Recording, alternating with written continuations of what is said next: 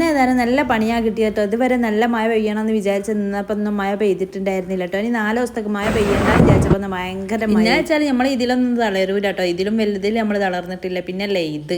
പക്ഷെ മഴ പെയ്തത് കൊണ്ട് കുഴപ്പമൊന്നുമില്ല. നമ്മളെ പെയിൻറ്റുമ്പോൾ നമ്മൾ അത്രയും ആഗ്രഹിച്ച് മോഹിച്ച് പൈസ ചിലവാക്കിയിട്ട് പെയിൻ്റ് അടിക്കുമ്പോൾ അത് 4 ദിവസം നമ്മളെ കണ്ണിനൊരു കുളിർമയേക്കുന്ന ഒരു കാഴ്ച കാണാനല്ലേ നമ്മളിതൊക്കെ ചെയ്യുന്നത്. അപ്പം അത് പെട്ടെന്ന് ഇങ്ങനെ അങ്ങോട്ട് വൃത്തികേടാകുമ്പം ഒരു വിഷമം ഉണ്ടാകുമല്ലോ. ആ ഒരു വിഷമം കൊണ്ട് അല്ലാതെ മഴ പെയ്തതിനുള്ള പരാതിയല്ല കേട്ടോ. കാരണം ഒരുപാട് ആൾക്കാർ വെള്ളം ഇല്ലാണ്ട് ബുദ്ധിമുട്ടുന്നവരുണ്ട്. അവർക്ക് മഴ ഒരുപാട് ഹയറാണ്. അപ്പം ആ ഒരു മഴ പെയ്യുകയും വേണം. പക്ഷേ നമ്മൾ ഈ ഒരു പെയിൻറ്റുമ്പോൾ ചളി തെറിച്ചപ്പോൾ ഒരു വിഷമം കൊണ്ടുള്ള ഒരു ഇത് കിട്ടോ. കാരണം 4 ദിവസം കഴിഞ്ഞിട്ട് പെയ്തോട്ടായിരുന്നു, പെരും മഴ പെയ്തോട്ടായിരുന്നു. എന്നാലും 4 ദിവസം കാണാനുള്ളൊരിത്.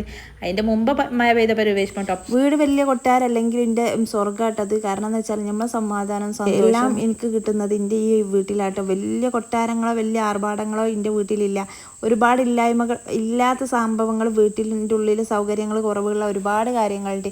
എന്നാലും ഞാൻ ഒരു സമയത്ത് ജീവിച്ച ജീവിതത്തിനേക്കാട്ടിൽ എത്രയോ മനോഹരമാണ് എനിക്ക് എൻ്റെ ഈ വീട് കേട്ടോ. സ്വർഗ്ഗമാണ്, കൊട്ടാരമാണ്. എത്ര വലിയ കൊട്ടാരം എന്ന് പറഞ്ഞാൽ നമുക്ക് വലുപ്പത്തിലോ കാര്യത്തിലോ അല്ലല്ലോ, മനസമാധാനവും സന്തോഷവും അതിൽ സുഖവും എല്ലാം കിട്ടുന്നുണ്ടെങ്കിൽ അത് നമുക്ക് കൊട്ടാരം തന്നെയല്ലേ.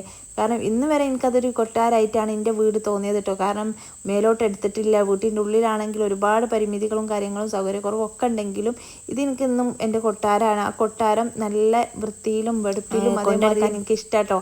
അപ്പോൾ ഈ കുറച്ച് നമ്മളിവിടെ കൂടുന്ന അന്ന് എന്ന് വെച്ചാൽ കുറച്ച് പെട്ടെന്നുള്ളൊരു കൂടലായിരുന്നു. അന്ന് കുറേ സൗകര്യങ്ങൾ ചെയ്തു വെക്കാൻ പറ്റിയിട്ടുണ്ടായിരുന്നില്ല. അതുകൊണ്ട് പെയിൻറ്റിങ്ങും കാര്യങ്ങളൊക്കെ അങ്ങോട്ട് തട്ടിപ്പടിച്ചിട്ടുള്ളൊരു പെയിൻറ്റിങ്ങും കൂടലും എല്ലാം കൂടി ആയതുകൊണ്ട് കാര്യമായിട്ട് ചെയ്യാൻ പറ്റിയിട്ടുണ്ടായിരുന്നില്ല അന്ന്. പിന്നെ കുറേ ദിവസമായി ഇപ്പം ഇങ്ങനെ പറയും പണിക്കാരൊന്നും കിട്ടാത്തതുകൊണ്ട് അങ്ങനെ നിന്നതായിരുന്നു. അങ്ങനെ വിചാരിച്ചിട്ടാണ് പണിക്കാർ വന്നതാക്കണം നന്നാക്കിയപ്പം ഇതും അവസ്ഥ. ഇനി എന്താവും ഏതാവും അറിയില്ല. ഇനി നമുക്ക് നല്ല അപ്ഡേഷനുമായിട്ട് പിന്നെ വരാം. ഏതായാലും നല്ല മഴ പെയ്താണ്ട് വീടൊന്നായിട്ട് കൊളാവാതിരിക്കട്ടെ എന്നുള്ള ഇതോടുകൂടി ഇന്നത്തെ വീഡിയോ എൻ്റെ പേരാണ്. നമുക്ക് മറ്റൊരു വീഡിയോ കാണാം. ബൈ.